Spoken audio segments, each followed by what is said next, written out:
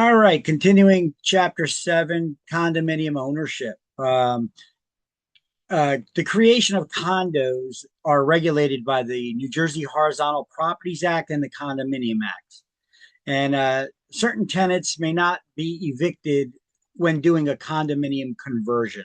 That's like if you buy a multifamily house or an apartment building and you want to convert it into a condominium ownership where each unit is owned. That's called a conversion. Certain tenants cannot be evicted during this conversion. We're going to go over what the requirements are for that in just a moment. But owners of condos have the same income tax advantages identical to those of single family ownership. Uh, Income tax. Now, owners of condos have tax advantage, not income tax advantage. That is wrong. Let me correct that.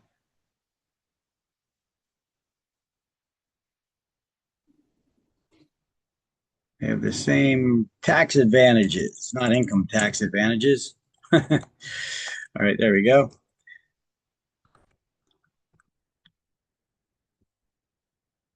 They have the same tax advantages identical to those of single family homeowners. Condos can be any architectural style, even single family detached houses. They usually aren't, but you can find them in condo communities. Um, they could be any architectural style. Uh, Now, reserves, we learned, is an amount of money saved up for emergencies and repairs. And when purchasing a condo, you should also look into the financials. You ask for the bylaws, a copy of the bylaws, and the financials, the last 2, 3 years of financials. They'll probably charge a little for it, um, maybe up to $75 to prepare this stuff. Could be more, but shouldn't be. To print out the bylaws and for having their uh, accountants prepare the uh, last few years financials for the complex so that they could be reviewed. And every complex should have at least 2 to 3 months operating expenses in their reserve account. So if they don't collect another penny, they could run it by paying the landscapers and maintaining the whole property for 2 to 3 months without collecting another penny.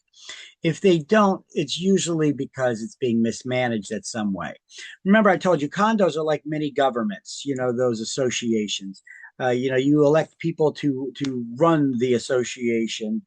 Everybody that owns a unit is going to be a member of it, but most people don't want to get involved in that. So they just elect people to take on those positions in the managerial role. And sometimes nepotism happens. We need an attorney on retainer. Well, my wife's an attorney. Well, my husband's a landscaper. We should use him for the property. And when they start doing this, hiring people they own instead of putting out bids for the best prices for the best service providers, it costs go up. Okay. But people don't care, like in your local municipality, your local government. I'm sure politicians are doing, they're not supposed to, but I'm sure there's plenty of politicians that do this in most towns where they hire their friends and family, and it's nepotism. You need to know somebody to get those jobs, even though legally they're supposed to be posted publicly and bids given out to get the best candidates for jobs. But unfortunately, this happens, and when it happens, costs go up, overruns, and what happens is that the your monthly maintenance fees ends up going up, just like property taxes end up going up in the municipality when they mismanage it. Um, it happens. It's like a mini government. All right, so I put together this chart: condominium versus cooperatives. Condos, you own the real estate. Co-ops, you own stock in the corporation, and you get a proprietary lease that allows you to occupy that space that you're living in. You get a mortgage bill with a condo. Co-ops, they need to be cash or personal loan. You get a tax bill with condos. With co-ops, it's included in your monthly maintenance fee, right? Because you don't own the real estate, the corporation does, and they get the money through the monthly maintenance charge. They add it into there, and everybody pays a little bit, contributes to it. CAM charge, that's the common area maintenance charge for cutting the grass, the landscaping, the snow removal, all that jazz. And in cooperatives, it's a little bit higher because it also includes your taxes. It also includes maybe an underlying mortgage that there may be on the property still and other expenses like that, heat, hot water. Where condos, you usually get separate bills for all that stuff. There's an HOA application and approval required not for condos, but for co-ops to try to protect the other residents there, to make sure there's not people who are not paying their bills on time, because if enough people don't, could affect the income that comes into the corporation, then they may end up not being able to pay all their bills. So that's why they have a minimum credit score requirement too. Condos can care less. The management is done by an HOA in a condo, board of directors in a cooperative. You pay your own homeowner's insurance for condos. You get renter's insurance with a co-op. Condos, you could rent them out, do whatever you want with it. With a co-op, usually you cannot rent them. Usually there's restrictions against you doing that, except for that New Jersey law. If there's 10 or more units, and you've been trying to sell it for 4 months or more at a price no greater than your initial purchase price, and you're unable to, then you're allowed to rent it. Income tax advantages are identical for both. Tax advantages are identical for both. And owners can be affected if the neighbors don't pay their CAM charges. Yes with a co-op, no with a condo. All right. Let's see. For third tax.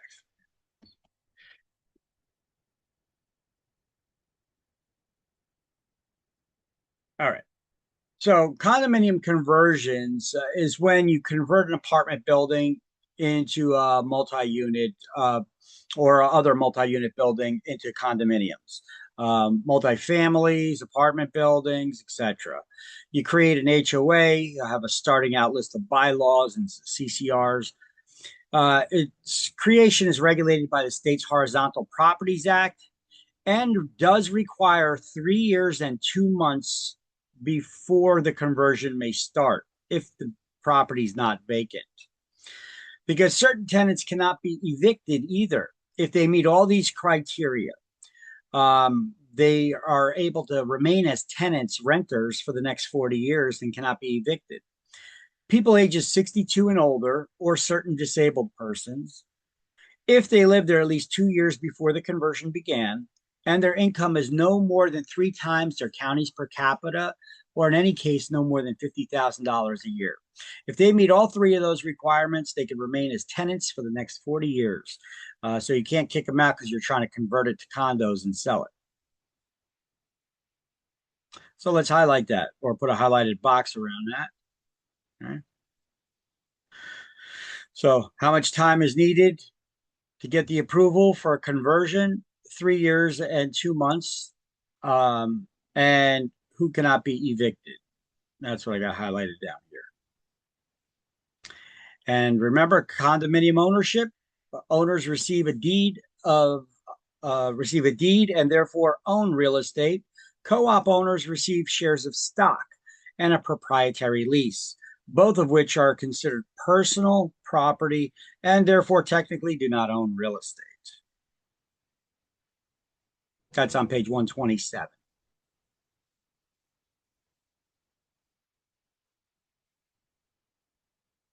Everybody here with me? Everybody got this? Or getting it? Yes. Okay.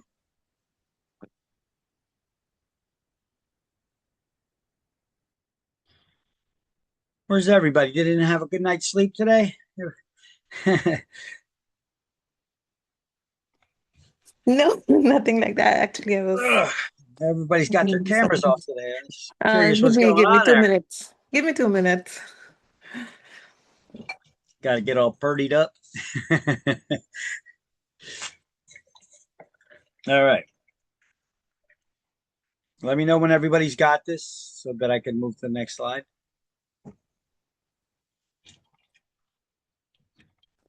Got it.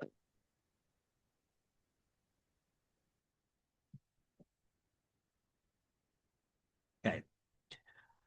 So, townhouse is an architectural style. It's attached housing that shares a common party wall that has multi-level. So it's multi-level attached housing. That is what a townhouse is. Okay. Townhouses could also be condos, but they don't need to be. They could just be straight up fee simple ownership without an HOA, a homeowners association. But usually they do, but not always. So it's impossible to tell if a townhouse is also a condo ownership or not. Unless you got a sign out front that says that it's a condo complex, But short of that, just simply looking at the architectural structure, it's impossible to tell. But sometimes you could get clues. Okay. So the term townhouse is used to describe that architectural style that shares that common party wall. It's multi-level attached housing.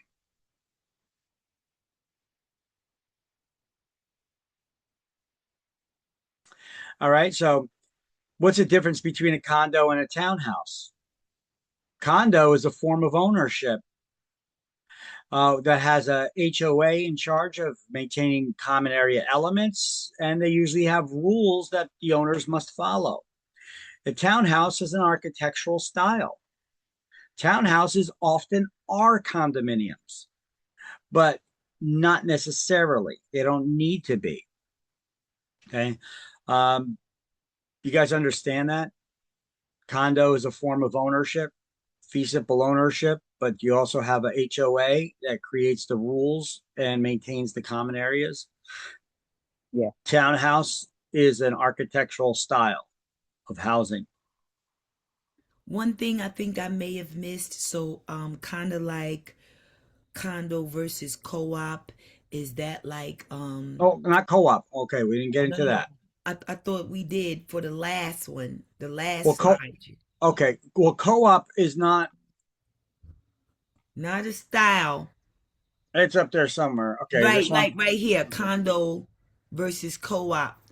So is one like more like, okay, where the condo, it put it in your mind like a house, and a co-op like an apartment?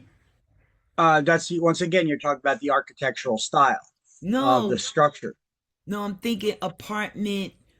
Okay, A house versus an apartment, that's an architectural style.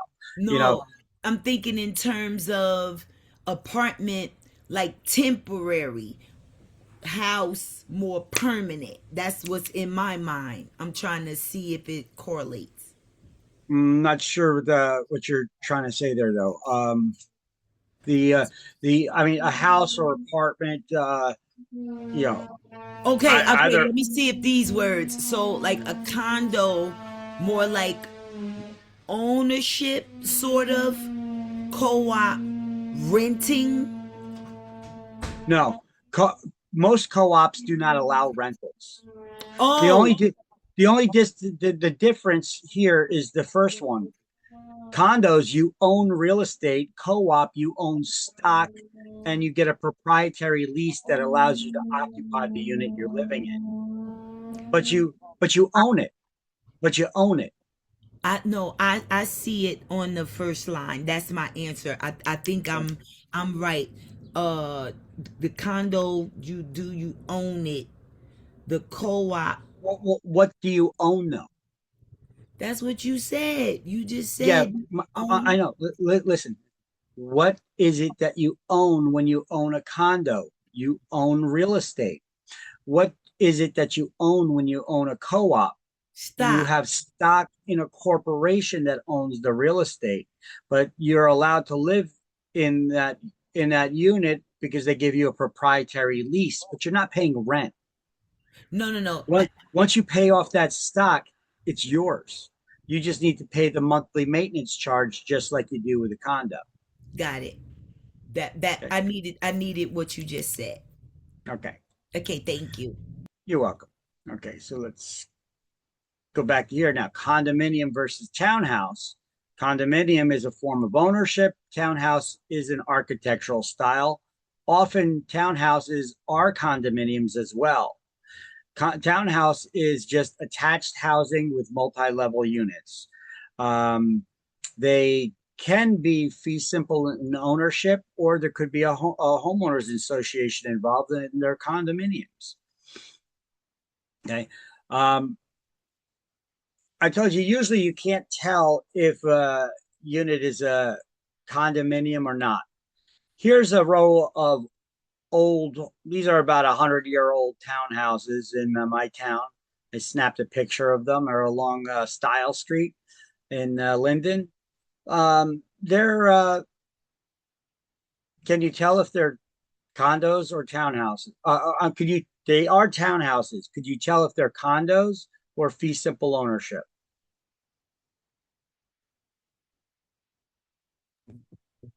Can you say one more time what free simple ownership mean, just so that I can get that in?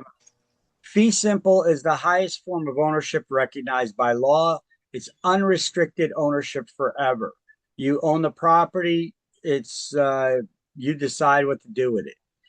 With a condominium, it's also fee simple ownership, but there's a homeowners association involved that manages the property, usually the exterior of the property, and they have rules for all the residents to follow.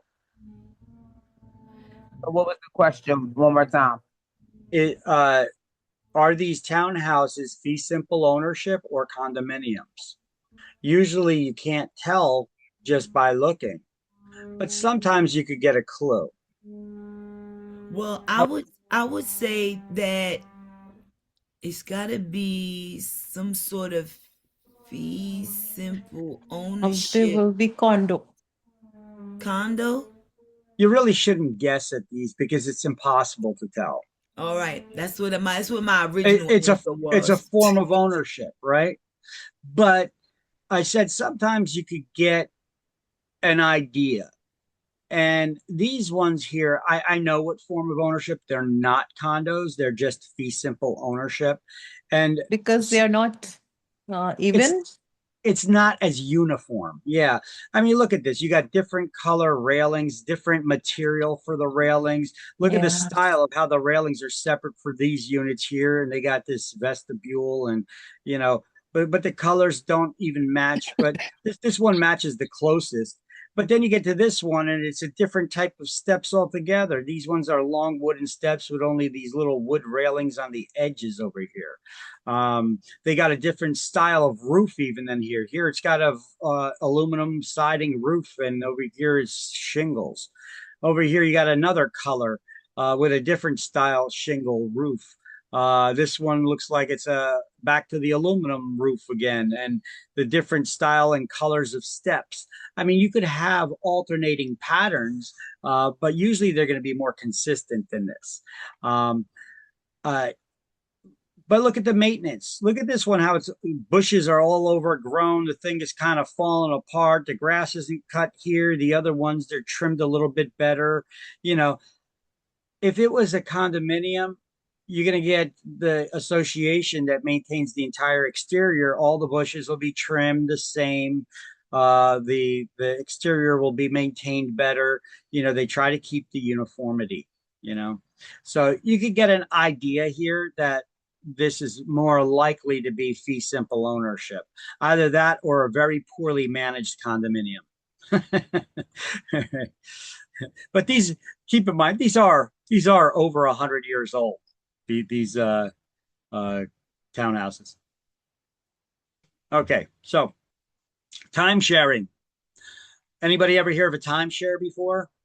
Timeshare is a form of shared ownership. So I want you to write that there, highlight it and write, is a form of shared ownership. Time sharing is shared ownership. There are what, 52 weeks in a year? You could have 52 owners of a condo unit. Okay, usually it's some vacation destination resort area. That's where they usually get you to buy timeshares. Right? Anybody ever go to one of those timeshare pitches, sale pitches? You know, they usually get you when you go to some vacation destination resort. Oh, just come listen to our sales pitch and we'll give you a free dinner or free show or free something. That's how they try to get you in. I'm not going to explain it too deep. Instead, I'm going to have some videos that explain to you what timeshares are and how they work. I'm going to have a timeshare cancellation company explain how they hook you and get you in. All right. So I'll limit my time on that and just have you just highlight time sharing is a form of shared ownership. So it is ownership. You may own it only 1 week out of the year or 2 weeks or even a month out of a year, depending on the timeshare structure and how it's laid out. I've seen timeshares on cruise ships, you know, where you could own the cabin for 1 week out of the year, or 2 weeks, or a month, or what have you. All right. And so timeshare laws apply to all timeshares sold in New Jersey, as well as those located outside of New Jersey, but sold in the state. The act requires certain disclosures to be made when certain types of out-of-state properties are made, such as subdivided land sales. Condominiums and common interest ownership properties are often offered in New Jersey as well. Timeshare buyer has the right to cancel a timeshare up to 7 days after signing the contract or after receiving receipt of the public offering statement, whichever is later. The buyer may cancel by certified mail or in person, whereupon the seller must refund all payments within 30 days. Okay, so the developer or timeshare salesperson is required to provide honest, not false information, to make any predictions, not to make any predictions of increases in value or misrepresent how the buyer may use or exchange the timeshares amongst different properties that the timeshare companies may own. So New Jersey's Timeshare Act does not apply to 10 or fewer timeshare interest investments of less than $3,000 or to resales. The Bureau of Subdivided Land Sales Control, which is a part of the New Jersey Real Estate Commission, enforces the registration and anti-fraud provisions of the New Jersey Sales Full Disclosure Act. Okay, so what is the Bureau of Subdivided Land Sales Control? They're basically a division of the Real Estate Commission, and they investigate any out-of-state properties marketed to New Jersey residents. Before they can be marketed in the state, they need to get approval from the Bureau. The Bureau goes out, investigates, visits the property, makes sure that it exists, make sure it's not somebody's not selling you swampland in Florida, you know, making sure that the property's bonded, insured, and plans are all approved, etc., before they start offering these sales. Okay, so it's a way of consumer protection. So timeshare is a form of ownership. It may only be for a week, 2 weeks, a month, etc. Maybe for a specified week in the year. The minimum fines for violating time-sharing laws are $250 with a maximum of $50,000 per offense. Okay, and here's the code within the statutes that covers timeshares: 4515-16. Okay, and then you got 16.5 and 16.79. These are the statutes that cover that. You don't need to study that, so don't sweat it. Don't worry about the numbers. Okay, let's see this guy. He started this company of timeshare cancellations. He used to be a timeshare salesperson, and then he got kind of tired of what he was doing and how it was affecting people. So he decided he was going to create a timeshare cancellation company, and I'll let him talk. Okay, let's see. Let's just prepare the audio here and go. If you bought a timeshare for your family, by now you've learned the ugly truth. Timeshares are the only thing that you can buy that you don't know how much it's going to cost or when it's going to end. It's like giving them a blank check for annual maintenance and assessment fees. Sounds crazy, right? The ugly truth is that this never ends. Hello, I'm Chuck McDowell, and 10 years ago, I founded Wesley Financial Group with one goal in mind, helping good folks just like you cancel their timeshare contract. And what that means for you and your family, no more mortgage payments, no more maintenance fee surprises, and no more timeshare. So call today. That's a commercial I got off of TV that explains a little bit, but I got more. If you They actually created a whole series about timeshares. So we're going to go through them as three. It's basically three short videos. So let's watch as this fella explains what timeshares are. Well, we have a consumer warning to tell you about this afternoon for anyone who's trying to sell a timeshare. Probably heard horror stories of folks going into a timeshare sales pitch and being stuck there for hours. The maintenance fees were going up 12.5% every single year. This is the Great American Timeshare Scam. Like most bad things, timeshare started out with really good intentions. But greed, deception, and manipulation has distorted this once creative tool that helped families vacation and turned it into a lifetime of debt for millions of families. In the 60s and 70s, timeshare was a brand new, innovative way to fund property development. And for a while, the system worked. Resorts popped up everywhere, with families owning fixed-week timeshares at a reasonable cost. So what changed? Timeshare companies became obsessed with the bottom line. Profits, money, commissions. Oh my. And now, this steal of a deal, own your vacation, you just bought a house scheme is bribing people to attend sales meetings and deceiving families into a loan that can never be repaid. Thanks for watching. This was actually just part one of a three-part series on the most deceptive practices within the timeshare industry. If you're interested in learning more, watch part two, the dark psychology of the timeshare sales meeting. In that video, we go over the manipulative and dishonest tools the timeshare salesmen use to make the sale, to make you buy. Spoiler alert, it's not a sales pitch, it's a show. Ooh, they pulled you in. Now let's see it. Well, we have a consumer. So here's part two, the dark psychology of timeshares. You own your house, why wouldn't you own your vacation? Deals like this come once in a lifetime, and you won't have access to it once you step out of this meeting. If you've ever sat through a timeshare presentation, you've likely heard this phrase or something like it before.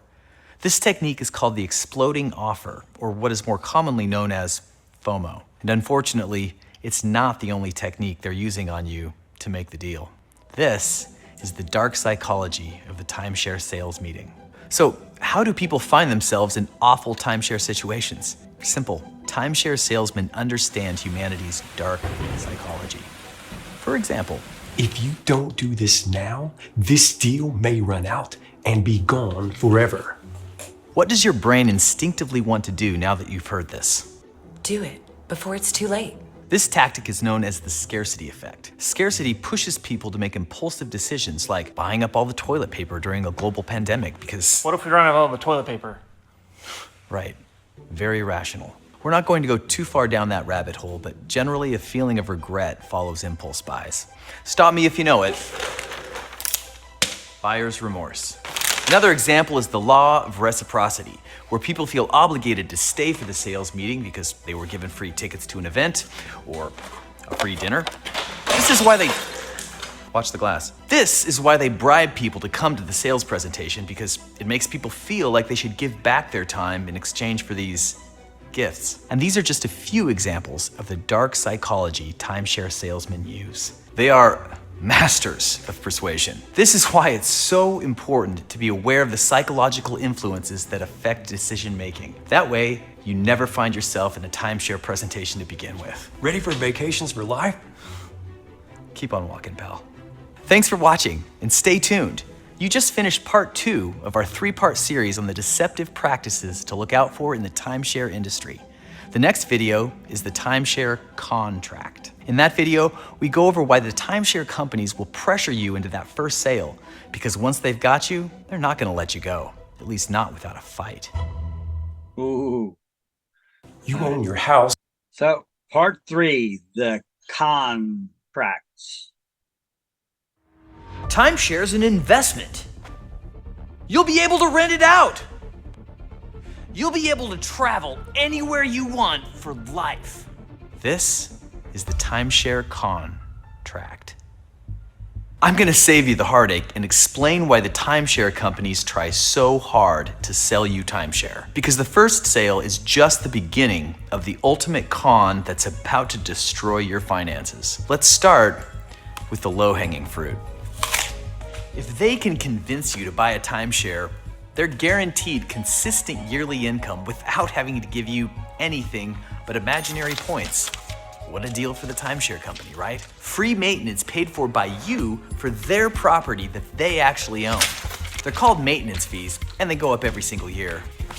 A big fat commission because timeshare barely costs the company anything. Seriously, sometimes that salesperson is getting over 30%. And get this, once they've got you, it's nearly impossible to get out. If you try to cancel, they'll tell you they can't do anything. You signed a contract. They may even tell you to sell it yourself. They definitely won't buy it back. They don't want it, and they know it has no value. But if you try to sell it, it turns out no one else actually wants to buy it either. Spoiler alert, there is no market for timeshare resales. None, zero, zilch, nil market for it. Look at this eBay listing for a timeshare. For $1. We've even seen people offer gift cards to take their timeshare. No, I'm good, man. But it's an investment. Get out of here! What's crazier is that these timeshares still won't sell, so families are stuck in the timeshare scam, paying all their outrageous fees. And then, when they finally had enough, they're out more money for another service to help them get rid of it. Now, hypothetically, hang with me here, let's say you actually did get that timeshare sold. This means someone else now has your timeshare, which is perfect, right? You no longer have to deal with this financial burden. But there could be a catch, and we've seen this happen over and over. If the person who bought your timeshare stops paying and the timeshare company comes calling, guess who could be on the hook for all of that debt? Yep, the original owner of the timeshare. Oh, shh. And I say this to really show you how hard getting out of a timeshare is. There are plenty of other stories and examples of this kind of unfortunate situation, but I think you get the sad point. Oftentimes, once an owner has tried a couple different avenues to get out, they begin to lose hope. This is what the timeshare companies count on. They want you to sit down, shut up, and pay them your money without actually getting anything in return. They seem more like a mafia than a reputable business. I'm going to sell you a timeshare you can't refuse. But thankfully, you don't have to be hopeless. It seems like one of the only ways you can actually cancel your timeshare and all its related debt and fees is through a timeshare exit company. It isn't easy, and it can take up to 3 years, but it is possible. The only caveat per se is that it needs to be a reputable company. There are a few good ones out there, but as these timeshare exit companies have gotten bigger, the timeshare companies have actually started suing them into oblivion. We know this for a fact because they sued us too, but we beat them in federal court for the right to help people like you get relief from the burden of the never-ending lies and fees. This video series only scratches the surface on the most deceptive practices within the timeshare industry. If you want more videos like this, hit that like button. And if you have experienced any of these tactics yourself, tell your story below. It helps people understand that they are not alone, and the situation they found themselves in is nothing to be embarrassed about. Also, if you haven't seen the other videos in this series yet, make sure to check out The Great American Timeshare Scam and The Dark Psychology of the Timeshare Meeting. What you discover may shock you. As an informative little series about timeshares, quick to the point. Okay, here are some common architectural styles. If you're going to be in real estate, you should familiarize yourself with the different architectural styles of the structures. I have a link here to the Realtor's website, which gives you some drawings, some basic sketches of some architectural styles. It's not a great guide, but it's better than nothing. Once again, if you subscribe to our Facebook page, I will be posting up a guide that I am in the process of creating for different architectural styles. Should be done with it soon. I've been working on it for a while. But this gives you an idea. I mean, I live in a Cape Cod. My Cape Cod does not look like this. You know, there are different styles of Cape Cods as well, but it gives you a breakdown of basically where this Cape Cods come from, the idea of them, and what are things like a bungalow, Art Deco, colonial, contemporary, craftsman style house. You can look at it and get an idea. Dutch colonial. You could get an idea by looking at these different architectural styles. So there's a bunch of different architectural styles here. You also have structural elements like the dormers or the arches above windows, the different styles, columns, the different style of columns and dormers, molding styles, etc. So you can learn about that stuff here. Here, I'll share that with you guys, that link for the architectural styles on the realtor's website there. All right, so here's a bunch of other architectural styles I put in place here for you. That all of these may not be represented, but here are some of the common ones we see in New Jersey, but all those may not be represented in that style guide that I shared with you. You know, you should be familiar and be able to identify different architectural styles, because if you get a listing, or if you got a buyer that's looking for a specific style, you should be able to know what that style looks like, you know, what it is. We get listings, we got to put the listing into the MLS, and we got to put the data in. The MLS is just a big database these days, and so we need to put in there the proper information. Otherwise, when people do searches, they're not going to find the properties that their clients are looking for, because an agent doesn't know an architectural style. You know, you should be familiarized with these.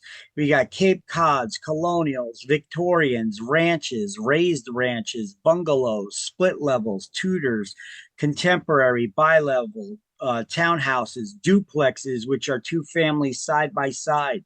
And we got over-unders. It's a two family with one unit above the other. Some less common, but you could still find them in New Jersey: Art Deco, Craftsman, Salt Box, Dutch Colonial, Federal, Georgian, Monterey, Gothic, Greek, Pueblo, Queen Anne design, apartment buildings and high rises. Okay, so we got all of these in New Jersey. All right, and that concludes this chapter. Although, there's one more video I'd like to show you before we do the key terms to review from that attorney that I've been showing you videos of. She talks about what happens to your house when you die. But in this video, I guess it would be appropriate to show that in chapter 20. But it also covers some of the topics of ownership and ways you could take ownership in this chapter, as we've discussed them in this chapter. So give me 1 second and I'm going to pull that up for you, okay? I'm also going to try to clean my lens on my thing here with a little alcohol swab, because it looks like it's getting a little blurry. So let me get an alcohol swab, clean the lens on my camera. It should be good. And my mouse trackpad while I'm at it.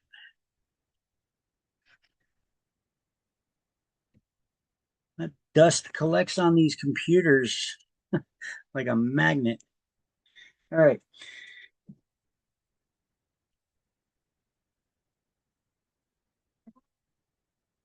Whoop. Here we go. So that you guys can see this on screen, and let me minimize the videos. Oh, let me also throw out the attendance poll for the morning.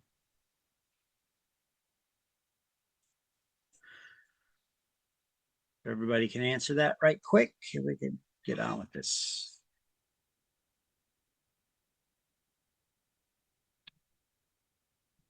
Hello, there's an attendance poll out there.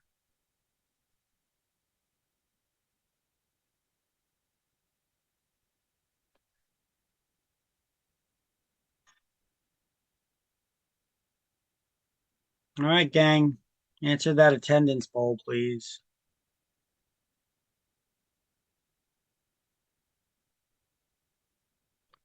All right, I guess not.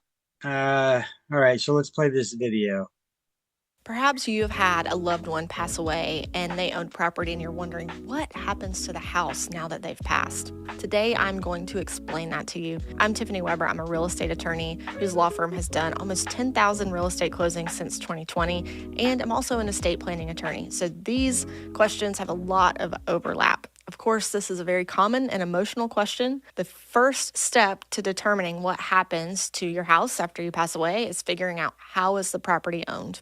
So you're generally going to have two categories of assets. You'll have probate assets and non-probate assets. And if it's a probate asset, then the property is going to immediately vest in the heirs upon a person's passing. And if it's a non-probate asset, it depends on what category of non-probate asset. So let's start with some of the easiest ones. One, in North Carolina, we have a form of ownership called tenancy by the entirety. And this is reserved for married couples. And if you own property as tenants by the entirety, when your spouse passes away, then the surviving spouse will be fully vested in the property without any sort of further intervention. It's very similar to joint tenants with the rights of survivorship, which can be used for anyone, not just married couples. Tenancy by the entirety does carry some creditor protection. That is a whole separate subject, but talking only about survivorship, joint tenants with rights of survivorship works the same way, in that if you and your brother own property together and your brother passes away, but you owned it as joint tenants with rights of survivorship, then you, as the survivor of the two of you, will own the property 100%. No further intervention is needed. Another form of non-probate asset would be if a property is owned by a trust. And in that case, the property wouldn't need to go through probate. The trust instrument would actually determine what happens with the property. And you'll have to go to that trust agreement, have to review it. The trustee will have to take whatever steps that document outlines, but the trust agreement will explain what needs to happen. Now, for everything else, this would be whether you had a will or not. For example, another type of ownership in North Carolina is tenants in common. So let's say you are the only owner on a property, or you own the property with someone else as a tenant in common. What that means is if you pass away, your heirs will own the property. So it will pass according to your estate. And there are two different ways to handle estates. One would be that you die testate, meaning you have a will, or intestate, meaning you don't have a will. If you don't have a will, then you have to look at the laws of the state. Like in North Carolina, there are the intestate succession laws. There are charts that say if you pass away and you have a spouse, this is what happens. If you pass away and you have your parents are living and your siblings are living, but you have no spouse or children, this is what happens. It can get very convoluted, but you can go to those charts and you will see who are the heirs. Those heirs are the ones that are going to inherit the property, and that will happen immediately upon the person's passing. Now, if you had a will, it will be very similar, except your will confirm what should happen with the property. So perhaps you've decided to give it to a spouse or to a charity or to your grandkids, but whatever you have decided will happen with the property is what's going to happen. Now, probate assets do still have to be probated. The heirs will become vested as the owners of the property, but the probate process still has to be completed to allow for claims of creditors, to allow for if those heirs want to sell the property at any point, so that everything can be carried out correctly and that the heirs will be able to pass clear title. One, first obtain clear title to the property, but also pass clear title to anyone that they try to sell the property to in the future. Probate is a court supervised process. In North Carolina, you go file everything at the clerk of court.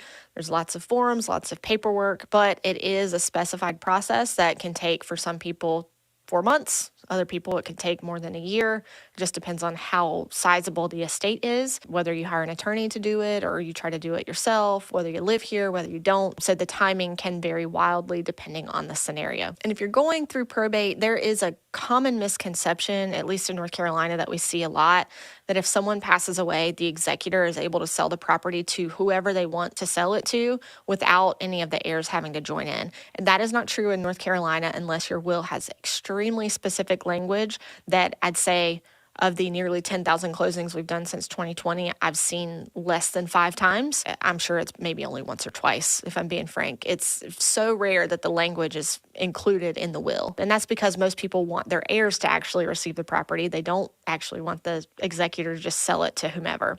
So the heirs will have to join in the sale of any sort of real property during probate. After the estate is closed, then only the heirs have the right to sell. But if the estate is open, the executor has to join in that process as well. Common misconception is that when a loved one passes away, that just because a will exists or a death certificate is recorded, that the deed is automatically changed somehow. And that is not true. The deed doesn't, there's no system by which a county knows to say, okay, someone passed away, let's go update a deed. That's not really how that works. And most of the time, if you inherit a property, you will likely not have to go through a lot of effort to change the deed. You may not need to change the deed at all because the title search will reveal who the true owner is. You'll be able to see that through the estate administration. Also, if you own property as a married couple and your spouse passes away, you do not necessarily have to update your deed.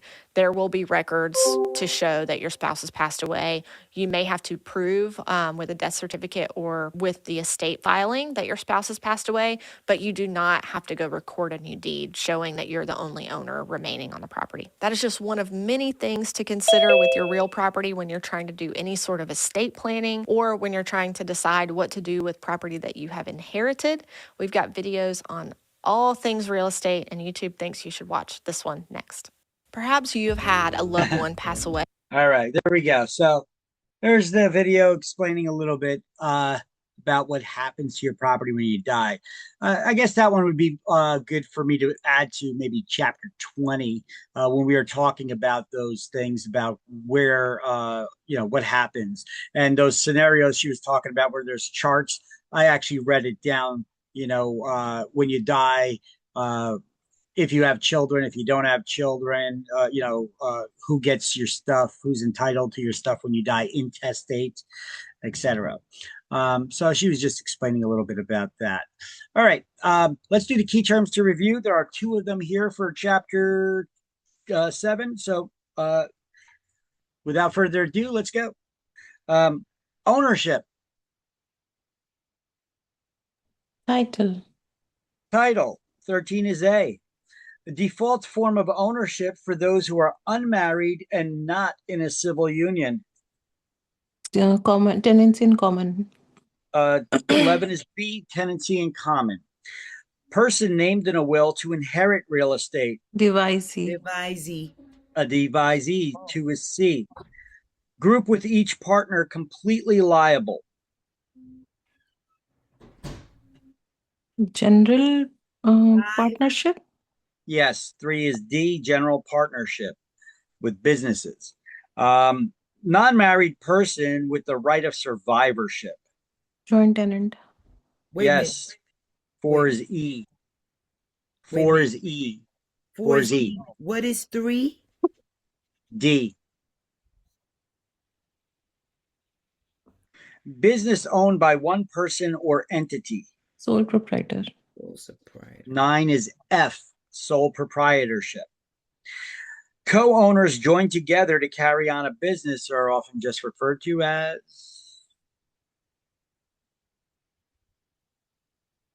Sorry, what? Joint tenants? Co-owners join Owners. together to carry on a business. Partners. They're partners, a partnership. 7 is G as in George or Gary. Wait a minute. Wait a minute. Okay, I'm confused. How do we skip to 9? 9 is not L? 9 is F. Business owned by one person or entity. It's not going to be real estate ownership Sole by one. proprietor. Yeah. All right, I done messed So 9 up. was F. Do you need any others? Or?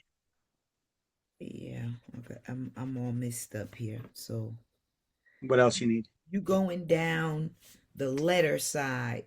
Yep. Okay, so where you at? A, B, C, D. What? I'm what- on G right now. Co-owners join together to carry on a business. We just did that, is a partnership. So 7 is Seven. G. Okay, yes, sir. Court-ordered sale and division. Partition. Partition. It's a partition proceeding. It's a partition. 6 is H. Legal entity considered to be an artificial person. Cooperation.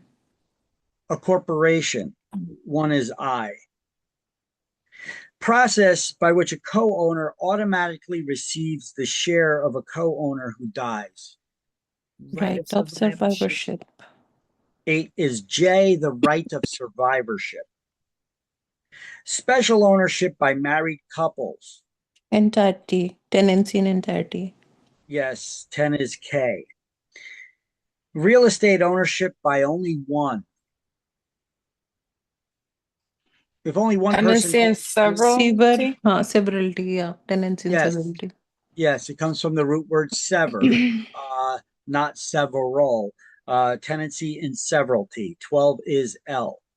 A group with only the general partner fully liable. M. But you could have Limited. other partners that aren't. Limited partnership. Limited partnership. 5 is M.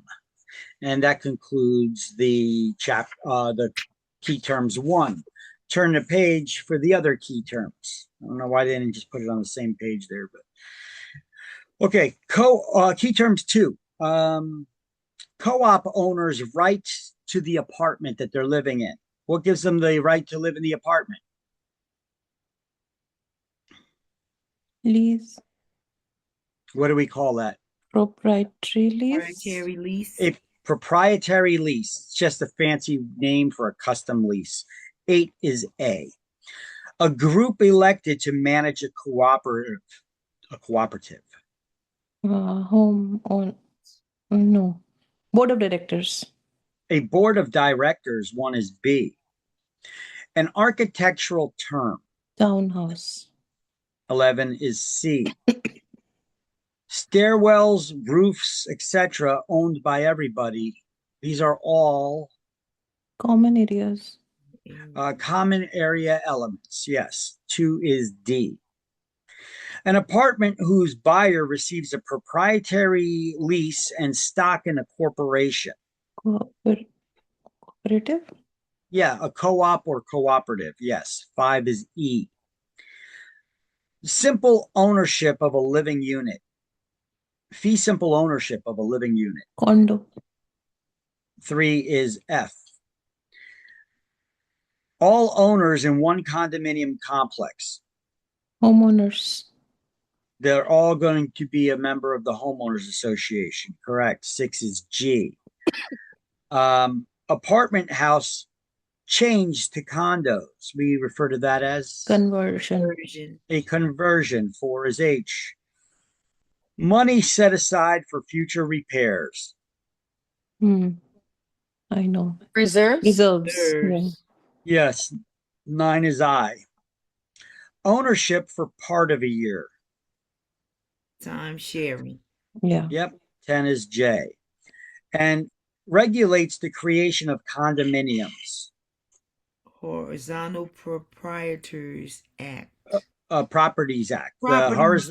The Horizontal Properties Act. 7 is K. And that concludes chapter 7.